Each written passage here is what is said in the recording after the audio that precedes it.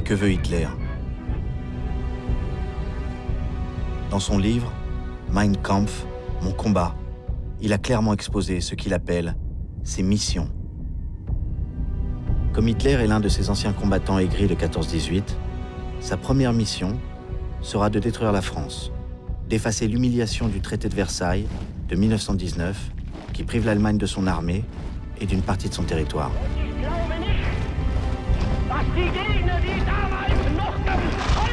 Il veut conquérir ce qu'il appelle l'espace vital.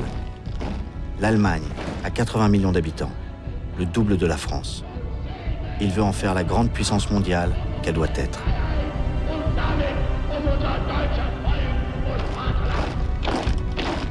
Antisémite pathologique, sa mission est d'affirmer la supériorité de la race aryenne germanique, menacée par les Juifs.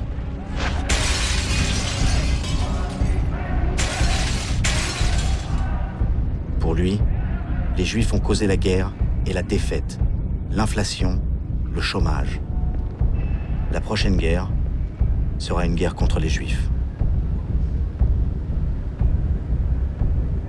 Ils iront à Dachau, le premier camp de concentration, où Hitler jette les anti-nazis, communistes, socialistes, démocrates.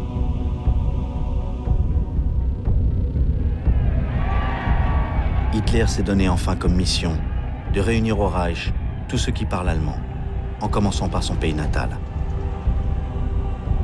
C'est l'Anschluss, l'annexion de l'Autriche, sur laquelle s'abat aussitôt la même terreur qu'en Allemagne, avec l'ouverture de l'un des pires camps de concentration à Mauthausen, près de Linz.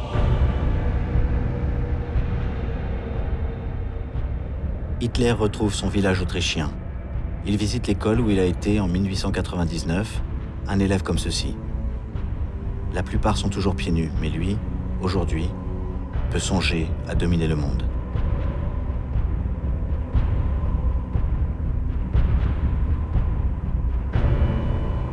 Quelle sera sa prochaine victime? La Tchécoslovaquie voisine, où vivent des Allemands, les Sudètes, mais que l'Angleterre et la France protègent. La paix est menacée. À Munich, dans le temple du nazisme, une conférence de la dernière chance est organisée. Sont réunis, d'un côté, Adolf Hitler, qui fait de plus en plus peur, et son allié, le dictateur italien, Benito Mussolini. Mussolini, l'inventeur du fascisme, l'embrigadement de tout un peuple. Depuis l'enfance.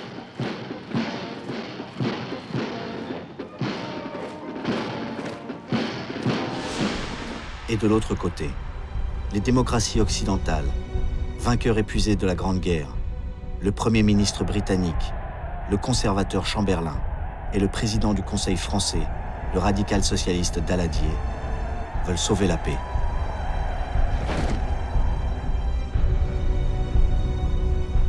Ils en arrivent à accepter l'inacceptable. L'abandon de la province tchèque des Sudètes à Hitler, en échange de sa promesse solennelle de ne plus revendiquer aucun autre territoire. Mais que vaut la promesse d'Hitler? 6 mois plus tard, seulement, il envahit ce qui reste de la Tchécoslovaquie et entre à Prague avec le maréchal Göring à ses côtés. Göring, ancien pilote de chasse de la Première Guerre mondiale, l'un des fondateurs du nazisme, devenu le maître de l'aviation et un ogre qui veut apprivoiser les enfants tchèques.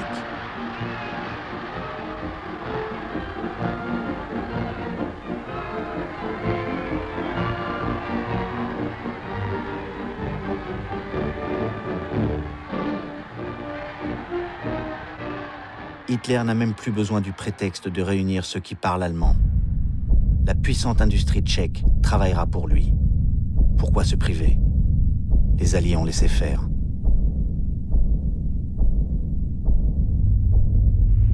Pour dissuader Hitler, l'URSS est le dernier recours. Elle est liée à la France par un traité d'assistance mutuelle. L'Union des républiques socialistes soviétiques. Tel est le nom de la Russie communiste. Sur la place rouge, la manipulation des foules masque la dictature de Staline, qui lui aussi fait jeter des millions de malheureux dans ses camps. L'archipel du Goulag.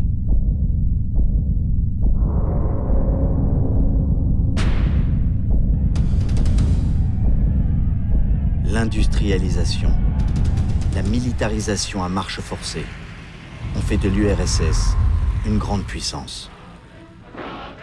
Malgré leur crainte du communisme, les Occidentaux comptent sur l'URSS.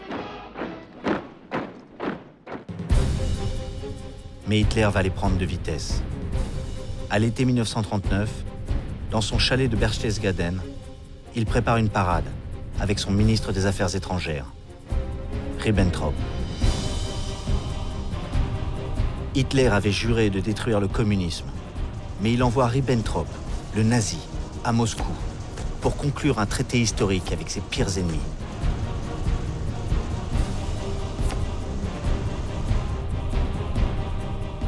Quand le ministre des Affaires étrangères de Staline, Molotov, signe le pacte germano-soviétique, les communistes sont bouleversés, comme ces militants français qui prennent, en ce mois d'août 1939, leur congé payé, l'une des grandes conquêtes du Front populaire.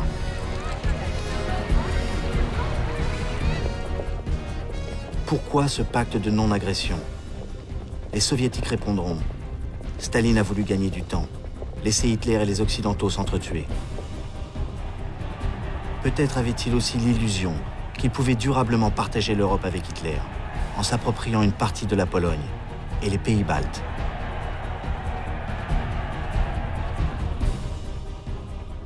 Hitler lui-même a besoin de fournir quelques explications aux dignitaires nazis. L'alliance avec Staline les choque. Hitler affirme au chef des SS et de la Gestapo, Heydrich et Himmler, à son proche collaborateur Bormann, à quelques intimes, que cette alliance provisoire lui laisse les mains libres pour reprendre son expansion, cette fois vers la Pologne.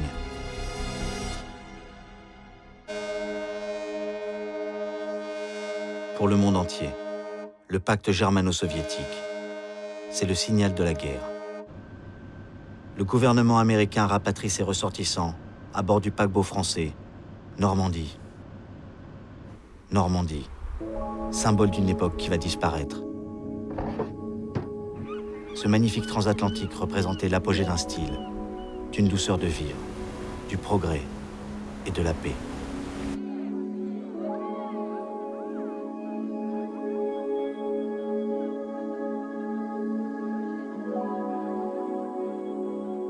Le Congrès des États-Unis avait voté en 1936 la loi de neutralité pour ne plus se retrouver dans une guerre européenne.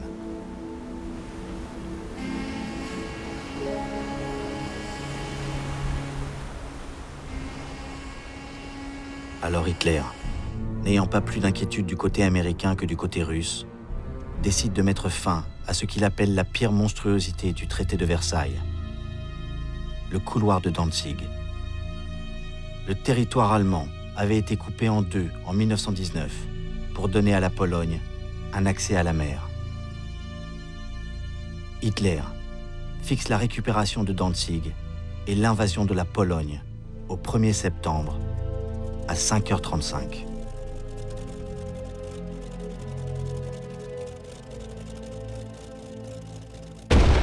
Le premier coup de canon de la Deuxième Guerre mondiale est tiré sur Danzig.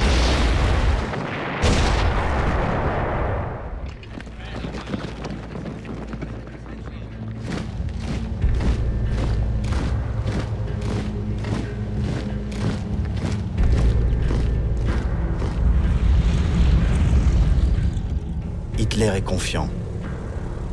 Les Anglais et les Français ne bougeront pas. Pourtant, les deux gouvernements se réunissent aussitôt et adressent un ultimatum à Hitler, lui intimant d'arrêter toute action militaire contre la Pologne. Hitler déclare: « Ce sont des vermisseaux. Ils sont incapables de prendre une vraie décision. » Il ajoute: « Qui voudrait s'embourber dans une guerre mondiale pour Danzig ? »